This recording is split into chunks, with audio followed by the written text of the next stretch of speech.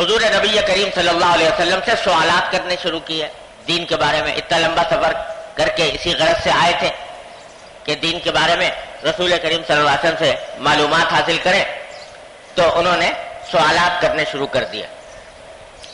یہاں اس حدیث میں ان سوالات اور جوابات کی تفصیل راوی نے نہیں بتائی کہ کیا سوالات کیے گئے اور کیا رسول کریم صلی اللہ علیہ وسلم نے جوابات دیے، لیکن دوسری روایات کے اندر اس کا کچھ حصہ روایت ہوا ہے جس کا خلاصہ یہ ہے کہ رسول کریم صلی اللہ علیہ وسلم نے ان کو نماز کی تلقین فرمائی، زکوٰۃ کی تلقین فرمائی اور روزے کی تلقین فرمائی.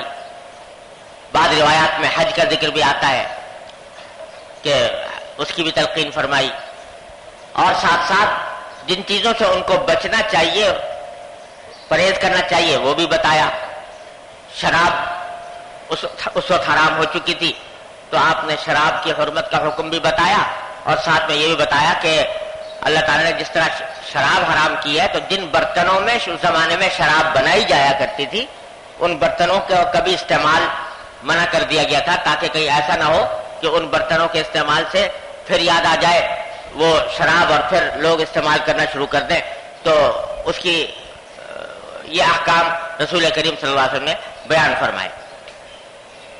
جب یہ سب کچھ ہو چکا تو حتیٰ کان بعقب الحدیث، جب باتیں پوری ہو گئیں، یعنی جو سوالات ان کو کرنے تھے وہ انہوں نے کر لیے، رسول کریم صلی اللہ علیہ وسلم نے کو جو کچھ تلقین فرمانا تھا آپ نے ان کو تلقین فرما دیا. تو اب کہتے ہیں کہ حضور نے فرمایا ان وفد کے لوگوں سے، ذرا حضور اقدس صلی اللہ علیہ وسلم کی شفقت اور رحمت ملاحظہ فرمائیے کہ ان سے کہا کہ حل معکم من ازودتکم شیء،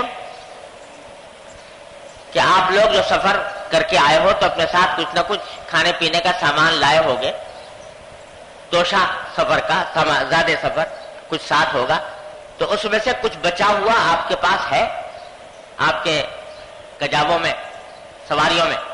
قالوا نعم، انہوں نے کہا یا رسول اللہ ہے کچھ. فقاموا سراعا، تو وہ تیزی سے دوڑتے ہوئے گئے کہ رسول کریم صلی اللہ علیہ وسلم کا یہ فرمائش کرنا کہ بھئی اپنے جو تمہارے زیادہ سفر ہے وہ کچھ لے کر آؤ، اور اس سے منگوانا یہ کتنی بڑی عظیم سعادت تھی. اس لیے اس سعادت کے حصول کے لیے وہ تیزی سے اٹھتے ہوئے گئے. ان میں سے ہر شخص اپنے اپنے سامان کی طرف بڑھا اور اپنے ہاتھوں میں کچھ کھجوروں کے ڈھیر اٹھا کر لائے.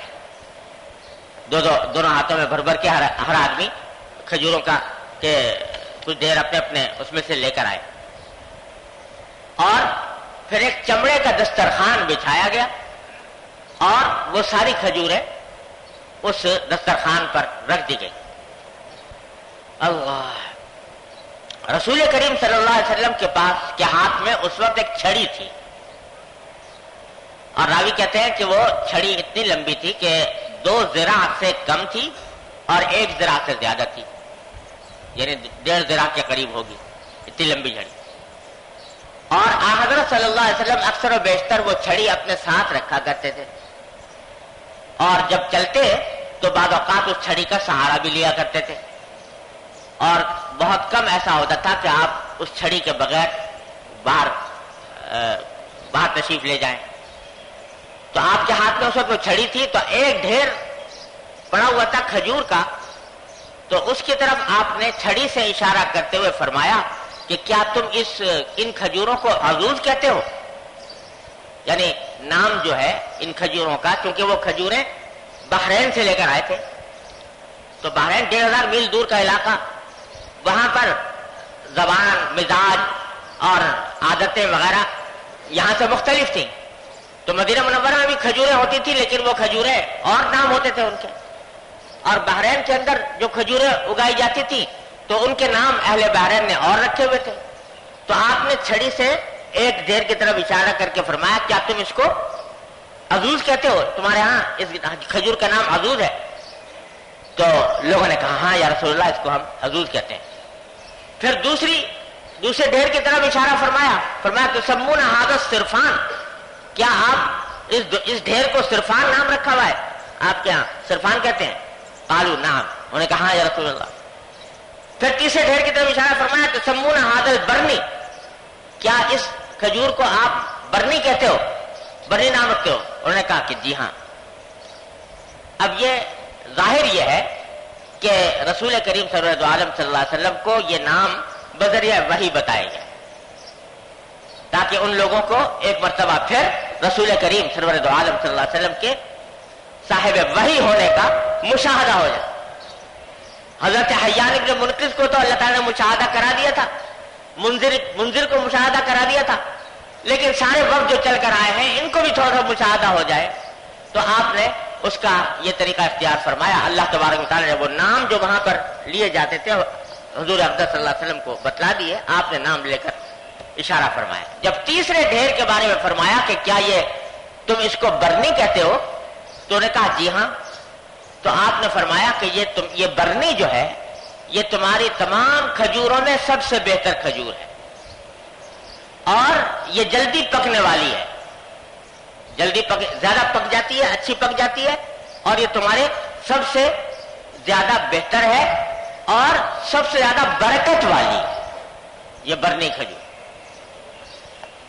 تو راوی جو روایت کر رہے ہیں یہ عبدالقیس کے وقت کے خود رکن تھے، وہ کہتے ہیں کہ ہم نے اس سے پہلے، یعنی رسول کریم صلی اللہ علیہ وسلم کی خدمت میں حاضر ہونے سے پہلے، یہ برنی کھجور جو ہوتی تھی اس کو ہم کو خاص اہمیت نہیں دیا کرتے تھے، بلکہ عام طور پر جب یہ کھجوریں ہمارے پاس آتی تو ہم نے اپنے اونٹوں کو کھلا دیتے، گدھوں کو کھلا دیتے، اپنے جانوروں کو کھلا دیتے، خود برنی کھجور زیادہ نہیں کھاتے تھے۔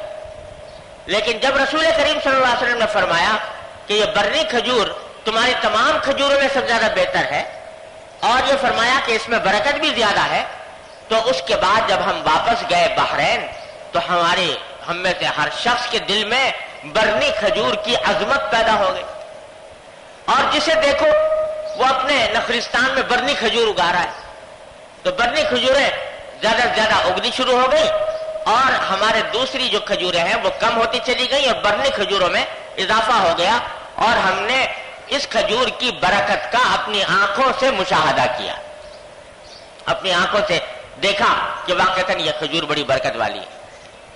اور یہ کھجور کی وہ قسم ہے جو آج تک اسی نام سے چلی آتی ہے۔ مدینہ منورہ میں مختلف ناموں سے کھجوریں بکتی ہے، لیکن ان میں برنی کے نام سے آج بھی کھجور بازار میں ملتی ہے، اور اس حدیث سے یہ معلوم ہوا کہ رسول کریم صلی اللہ علیہ وسلم نے اس پر پسندیدگی کا بھی اظہار فرمایا، اور اس کے برکت والی کھجور ہونے کا بھی اعلان فرمایا۔ یہ واقعہ ہے جو روایت کیا ہے وفد عبدالقیس کے ایک رکن نے اپنی آمد کا۔ اب اس حدیث میں آپ نے دیکھا کہ رسول کریم صلی اللہ علیہ وسلم کے معجزات ظاہر ہوئے ہیں، اور آپ کا لوگوں کے ساتھ حسن سلوک اور برتاؤ یہ ظاہر ہوا، اور یہ جو کھجوروں کے بارے میں آخر میں آپ نے تذکرہ فرمایا کہ ایک ایک کھجور کا نام لے کر پوچھا، تو علاوہ اس کے کہ اس سے آپ کا ایک معجزہ ظاہر ہوا، لیکن اس کے ساتھ ساتھ یہ بات بھی ظاہر ہوئی کہ ایک امیر کو یا قائد کو یا شیخ کو اپنے متعلقین کے ساتھ گھلا ملا رہنا چاہیے، اور ان کی جو عام عادتیں ہیں ان کے اندر بھی اگر وہ دخیل ہو اور ان کو بھی اپنا موضوع گفتگو بنائے تو یہ ان کی ملاطفت کا ایک حصہ ہے۔ اللہ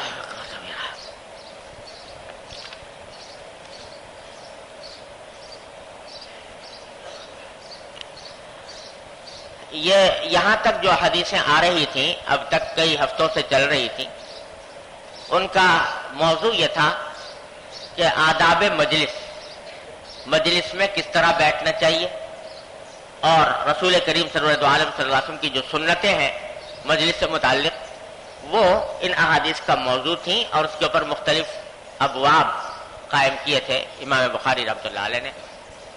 اب یہاں سے ایک دوسرا موضوع شروع ہو رہا ہے، اور وہ موضوع ہے رسول کریم صلی اللہ علیہ وسلم کی دعائیں۔ یہ موضوع تقریباً اب کتاب ختم ہونے کے قریب ہے، آخر تک گیا ہے، اکا دکا تھوڑی سی باتیں کچھ اور بھی آئی ہے، لیکن زیادہ تر اس میں رسول کریم سرور دو عالم صلی اللہ علیہ وسلم کی دعائیں منقول ہیں جو آپ مختلف اوقات میں مانگا کرتے تھے یا آپ نے اپنے صحابہ کرام کو وہ دعائیں تلقین فرمائی۔ تو پہلی حدیث اس میں حضرت ابو ہریرہ رضی اللہ تعالیٰ عنہ کی ہے۔ وہ فرماتے ہیں کہ کان النبی صلی اللہ علیہ وسلم اذا اصبح قال اللهم بك اصبحنا وبك امسينا وبك نحيا وبك نموت واليك النشور، واذا امسى قال اللهم بك امسينا وبك اصبحنا وبك نحيا وبك نموت واليك المصير۔ اللہ کہ جب آپ صبح ہوتی تو صبح کے وقت میں نبی کریم صلی اللہ علیہ وسلم یہ الفاظ یا یہ ذکر فرمایا کرتے تھے کہ اللہم بک اصبحنا و بک امسینا، اے اللہ ہم نے آپ ہی کی تخلیق سے یا آپ ہی کے بدولت ہم نے صبح کی ہے اور آپ ہی کے بدولت ہم شام کرتے ہیں، اور آپ ہی کی بدولت زندہ ہے اور آپ ہی کی بدولت موت ہمیں آئے گی اور بالآخر ہمیں آپ ہی کی طرف لوٹ کر جانا ہے۔ یہ جملہ فرمایا کرتے تھے ہر صبح کو، جہاں صبح صادق ہوتی تو صبح صادق کے وقت میں، صبح کے طلوع کے وقت میں نبی کریم صلی اللہ علیہ وسلم یہ فرمایا کرتے ہیں اللہم بک اصبحنا وبک امسینا وبک نحیا وبک نموت والیک النشور۔ اللہ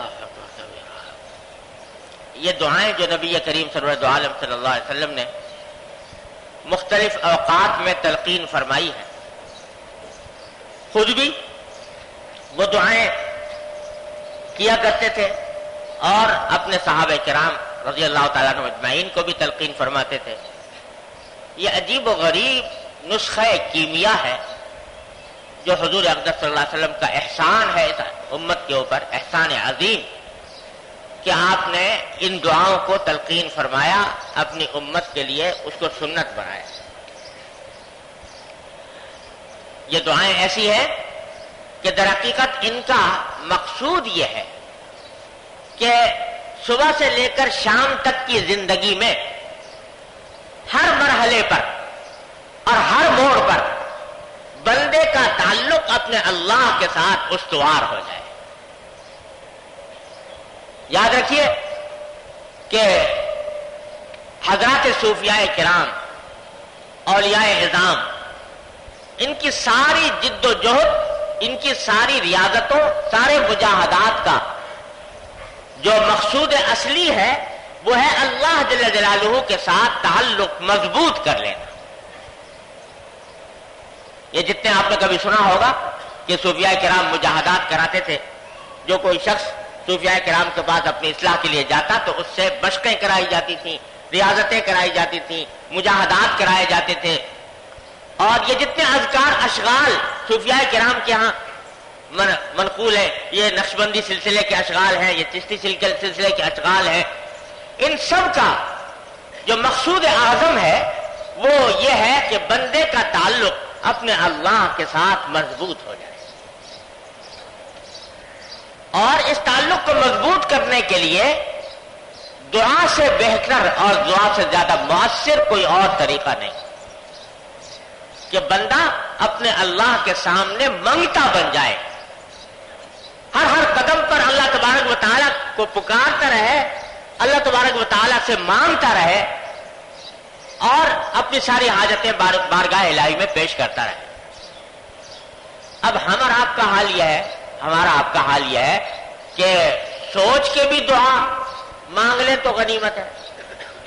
ہو سکتا ہے کچھ الفاظ رٹ رکھے ہوں کہ ہر نماز کے بعد وہ مشین چل جاتی ہو کہ بھائی یہ دعا کر لی، لیکن اگر سوچ کے نکالو کہ بھائی کیا مانگوں اللہ تعالیٰ سے، تو مانگنا بھی تو نہیں آتا، مانگنے کا بھی سلیقہ نہیں، مانگنے کے الفاظ نہیں، کیا مانگے اللہ تبارک و تعالیٰ۔ تو نبی کریم سرور دو عالم صلی اللہ علیہ وسلم نے یہ کام بھی ہمارے سر نہیں ڈالا، خود سکھا گئے ایک ایک قدم پر کیا مانگو اللہ تبارک و تعالی، کس وقت مانگو، کیا مانگو۔ جیسے ماں اور باپ اپنے بچے کو سکھاتے ہیں، الفاظ رٹواتے ہیں، اس طریقے سے نبی کریم صلی اللہ علیہ وسلم ہمیں آپ کو یہ الفاظ تلقین فرما دے، ارے کیا تم مانگو گے اللہ تبارک و تعالیٰ سے، ہم ہی تمہیں بتا دیتے ہیں کہ یہ مانگا کرو، اور اس کے اوقات بھی بتا دیتے ہیں۔ کہاں تم اگر خود سے ارادہ کرو گے تو کبھی غفلت کا شکار ہو جاؤ گے، کبھی بھول جاؤ گے، کبھی چوک جاؤ گے۔ تمہیں بتا دیتے ہیں کہ صبح کو اٹھو تو یہ مانگو، بستر پہ جاؤ تو یہ مانگو، بیت الخلاء میں جاؤ تو یہ مانگو، نکلو تو یہ مانگو، مسجد میں جاؤ تو یہ مانگو، مسجد سے باہر نکلو تو یہ مانگو۔ ایک ایک قدم پر سرکار دو عالم صلی اللہ علیہ وسلم تلقین فرماتے۔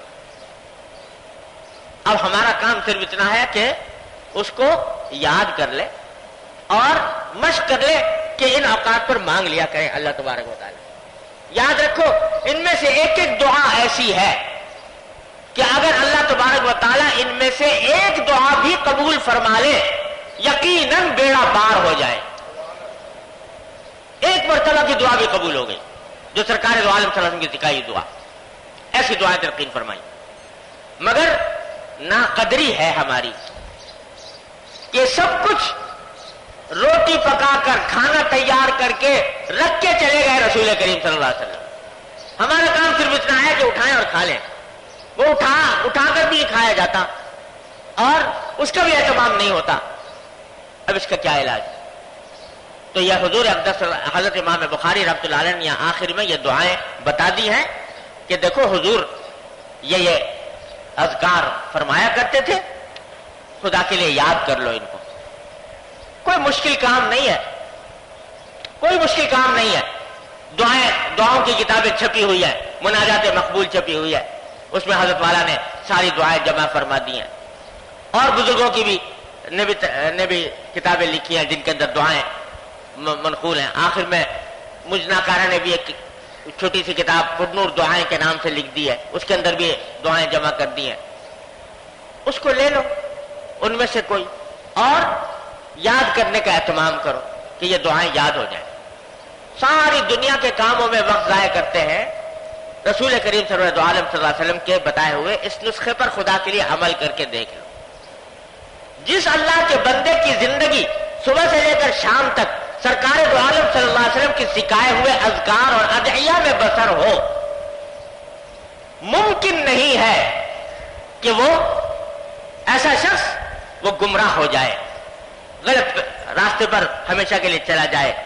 انشاءاللہ دعائیں سکھائی اس لیے گئی ہے تاکہ وہ قبول کی جائیں، سکھائی اس لیے گئی ہے تاکہ وہ وظیفہ زندگی بنائے انسان، تو اللہ تبارک و تعالیٰ اس کو دنیا و آخرت میں صلاح و فلاح عطا فرمائے۔ تو یہ دعائیں سیکھ لو، اور ایک ایک دعا ایسی ہے، سچی بات ہے کہ اگر اس کی حقیقت پر کلام کیا جائے، اس کے حقائق و معارف پر غور کیا جائے تو ایک کائنات ہے مضامین کی چھپی ہوئی، ان میں سے ایک ایک دعا کے اندر۔ اللہ اتفاق سے میں جو بیت المکرم میں جمعہ سے پہلے جو کچھ بیان کیا کرتا ہوں تو تقریباً سال ڈیڑھ سال میں نے بیان کیا انہی دعاؤں کے بارے میں۔ یہ دعائیں جو رسول کریم صلی اللہ علیہ وسلم نے سکھائی ہیں، ایک ایک دعا پر ایک ایک دن بیان کیا۔ وہ ماشاءاللہ انہوں نے مولوی عبداللہ بامن صاحب نے، اللہ تعالیٰ ان کو جزائے خیر دے، انہوں نے اس کو ضبط کر کے جو اصلاحی خطبات کی 13ویں جلد میں وہ سارے بیانات جو ہیں ان کا خلاصہ قلم بند کر دیا ہے۔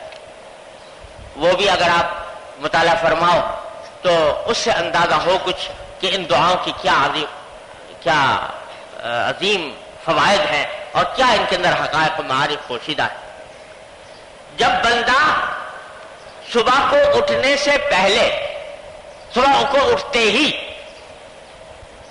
وہ کلمہ کہہ رہا ہے الحمدللہ الذی احیانا بعدما اماتنا والیہ النشور، اٹھتے ہی پہلا کام، اٹھتے ہی سب سے پہلا کام یہ کر رہا ہے کہ اپنے اللہ کو یاد کر رہا ہے اور کہہ رہا ہے کہ اللہ آپ نے مجھے موت کے بعد زندگی عطا فرمائی، اگر میں سوتے سوتے مر جاتا جیسے بہت سے لوگ مر جاتے ہیں تو کیا ہوتا؟ آپ نے مجھے مرنے کے بعد زندگی عطا فرمائی. الحمدللہ الذی احیانا بعد ما اماتنا والیہ النشور. ایک طرف تو یہ شکر ادا ہو رہا ہے اس بات کے اوپر کہ موت کے بعد زندگی مل گئی، اور دوسری طرف اس بات کا استحضار ہو رہا ہے کہ اب یہ بات نہیں کہ اب زندگی مل گئی تو ہمیشہ کے لیے ہے، نہیں، الیہ النشور، ایک وقت جانا ضرور ہے مجھے اللہ کے پاس.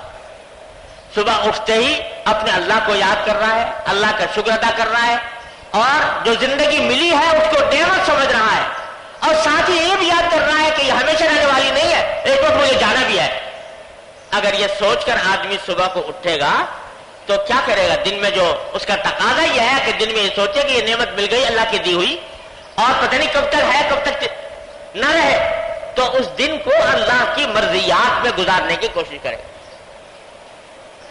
اور جب صبح کو اٹھتے ہی اللہ تبارک و تعالیٰ سے تعلق جوڑ لیا کہ جب اور کوئی کام نہیں، ابھی وضو بھی نہیں، ابھی اور کچھ بھی نہیں، کسی آدمی سے بات بھی نہیں، اللہ میرا پہلا تعلق جو ہے وہ آپ سے، الحمدللہ الذی احیانا بعد ما اماتنا والیہ النشور.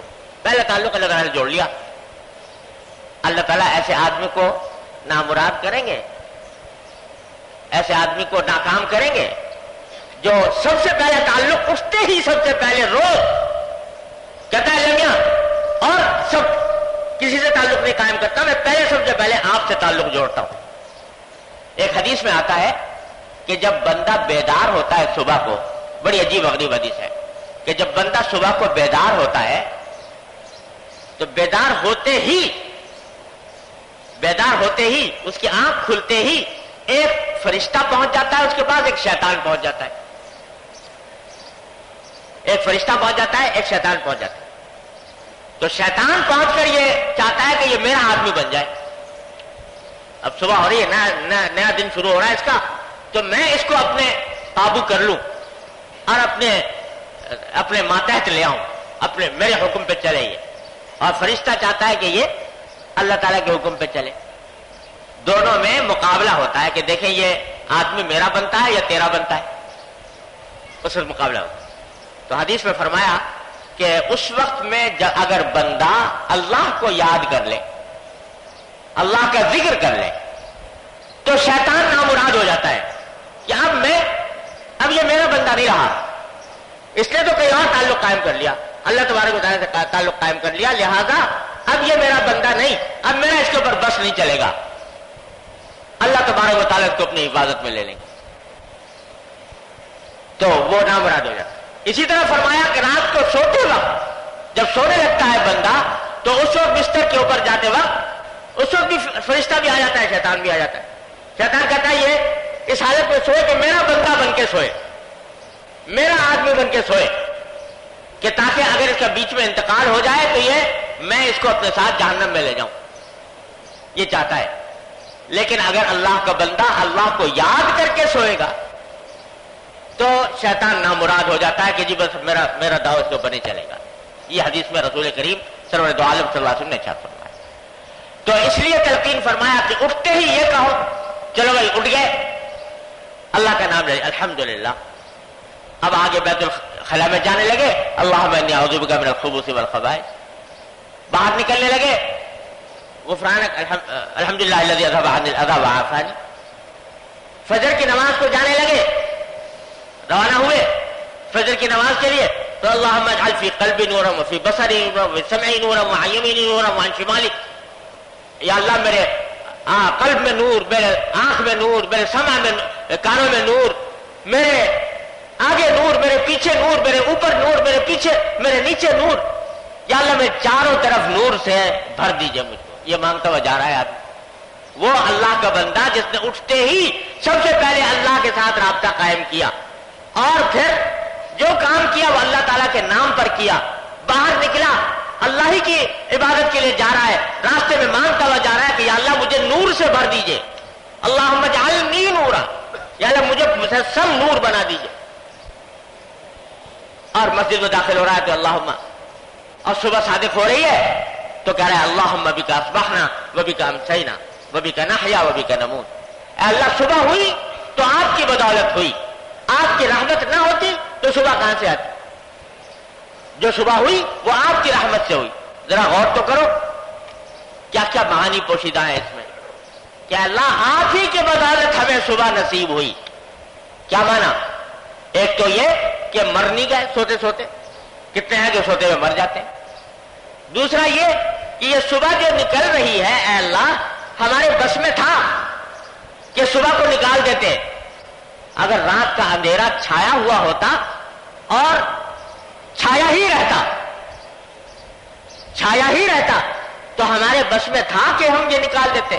قرآن کہتا ہے ارائیتم ان جعل اللہ علیکم اللیل سرمدا الی یوم القیامۃ من الہ غیر اللہ یاتیکم بضیاء. اگر اللہ تعالیٰ رات ہی تمہارے پر مسلط کر دے مستقل دائمی طور پر، کون ہے اللہ کے سوا جو تمہارے پاس روشنی لے کر آئے؟ یہ صبح جو ہو رہی ہے اللہ آپ کی تخلیق آپ کے نظام کے تحت ہو رہی ہے. آپ نے ایسا نظام مقرر کر دیا ہے کہ سورج ڈوبتا ہے، ستارے نکلتے ہیں، پھر ستارے ڈوبتے ہیں، سورج نکل آتا ہے. یہ اللہ تبارک و تعالی نظام ہے. اللہم بک اصبحنا وبک امسینا وبک نحیا وبک نموت والیک النشور. اور یہ بات ہر وقت یاد دلائی جا رہی ہے کہ الیک النشور، آخر میں اللہ آپ ہی کے پاس لوٹ کر جانا. شام ہو جائے تو یہ پھر دوبارہ فرماتے تھے اللہم بک امسینا وبک اصبحنا. اے اللہ ہمیں شام ہوئی تو آپ کی بدولت ہوئی، صبح ہوئی تھی تو آپ کی بدولت ہوئی تھی. آپ ہی کی بدولت زندہ ہے، آپ کی بدولت مرتے ہیں، اور آخر میں آپ ہی کی طرف ہمارا ٹھکانہ ہوگا. جب صبح شام اللہ تبارک و تعالیٰ کو اس طرح یاد کر رہا ہے بندہ، اللہ تعالیٰ محروم کر دیں گے ایسے بندے کو؟ کبھی محروم نہیں ہو سکتا انشاءاللہ. تو رسول کریم سرورت عالم صلی اللہ علیہ وسلم جو اذکار اور جو دعائیں تلقین فرمائی ہیں بھائی، اس کا اہتمام کریں، خود بھی یاد کریں، اپنے بچوں کو بچپن سے عادت ڈالے ان اذکار کے سکھانے کی، اور اس کے اوپر کبھی کبھی ترجمے کے ساتھ غور کیا کریں کہ کیا عجیب کائنات ہے معانی کی جو اس میں پوشیدہ ہے. اگر کبھی موقع مل جائے تو وہ میرے جو تشریحات ہیں ان دعاؤں کی وہ کبھی مطالعہ فرمائیں. انشاءاللہ اللہ تعالیٰ کی رحمت سے امید ہے کہ بڑا نفع ہوگا. اللہ تبارک و تعالیٰ اپنے فضل و کرم سے اپنی رحمت سے ہم سب کو اس کی توفیق عطا فرمائے. دعا فرما لیجیے. اللہم صلی علی سیدنا مولانا محمد وعلی آل محمد کما صلیت علی ابراہیم وعلی آل ابراہیم انک حمید مجید. ربنا ظلمنا انفسنا وان لم تغفر لنا وترحمنا لنكونن من الخاسرین. ربنا آتنا فی الدنیا حسنۃ وفی الآخرۃ حسنۃ وقنا عذاب النار. یا ارحم الراحمین اپنے فضل و کرم اپنی رحمت سے ہمارے تمام گناہوں کو معاف فرما. یا اللہ ہمارے تمام چھوٹے بڑے اگلے پچھلے خفیہ علانیہ ہر طرح کے گناہوں کو معاف فرما. اے اللہ اپنی رحمت سے ہمارے اعمال و اخلاق کی اصلاح فرما. یا اللہ ہمارے اعمال و اخلاق کی اصلاح فرما. یا اللہ ہمیں ظاہری اور باطنی بیماریوں سے نجات عطا فرما. اے اللہ اتباع سنت کی توفیق کامل و راسخ عطا فرما. اے اللہ دین کی صحیح سمجھ عطا فرما، اس پر عمل کی توفیق عطا فرما، اس پر استقامت عطا فرما. یا اللہ تمام حاضرین اور حاضرات کو ان کے تمام جائز مقاصد میں کامیابی عطا فرما. یا اللہ سب کی پریشانیوں کو دور فرما، سب کی مشکلات کو آسان فرما. اے اللہ اپنے دین کی عظمت و محبت ہمارے قلوب میں پیدا فرما. اے اللہ اپنی اور اپنے رسول صلی اللہ علیہ وسلم کی محبت اور عظمت کو تمام محبتوں پر غالب فرما. اے اللہ اپنے رحمت سے اپنے فضل و کرم سے اپنے دین کی عظمت و محبت ہمارے قلوب میں پیدا فرما، اس پر عمل کی توفیق عطا فرما، اس کے راستے کی مشکلات کو دور فرما. اے اللہ ہر طرح کے جائز مرادوں کو ہمارے گھر والوں متعلقین احباب سب کی جائز مرادوں کو پورا فرما. ہر طرح کے منکرات اور معصیتوں سے ہماری حفاظت فرما. اے اللہ ہر طرح کے منکرات اور معصیتوں سے حفاظت فرما. یا اللہ ہمیں اپنی ذات کے ساتھ قوی اور مضبوط تعلق عطا فرما. اے اللہ اپنے تعلق مضبوط عطا فرما. اے اللہ اپنے ساتھ مضبوط تعلق عطا فرما. یا ارحم الراحمین، یا غیاث المستغیثین، یا امان المستجیرین، یا مجیب دعوت المضطرین. جناب نبی کریم سرورت عالم صلی اللہ علیہ وسلم کی جو حدیث ہم پڑھتے اور سنتے ہیں، اے اللہ ان سب پر عمل کرنے کی توفیق عطا فرما. اے اللہ ہر طرح کے شر سے، فتنے سے، حادثات اور صانعات سے ہمارے گھر والوں متعلقین احباب سب کی حفاظت فرما. اللهم انا نسألك من خير ما سألك منه عبدك ونبيك محمد صلی اللہ علیہ وسلم. بسم اللہ الرحمن الرحیم. السلام علیکم سامعین، یہ سی ڈی آپ کی خدمت میں شعبہ دارالاشاعت کی جانب سے پیش کی جا رہی ہے. کیسٹ اور سی ڈی ملنے کا پتہ: دارالاشاعت، اردو بازار، کراچی، پاکستان. ای میل ishaat@dgcom.net.pk. Phone number 0300 22 81402. شکریہ.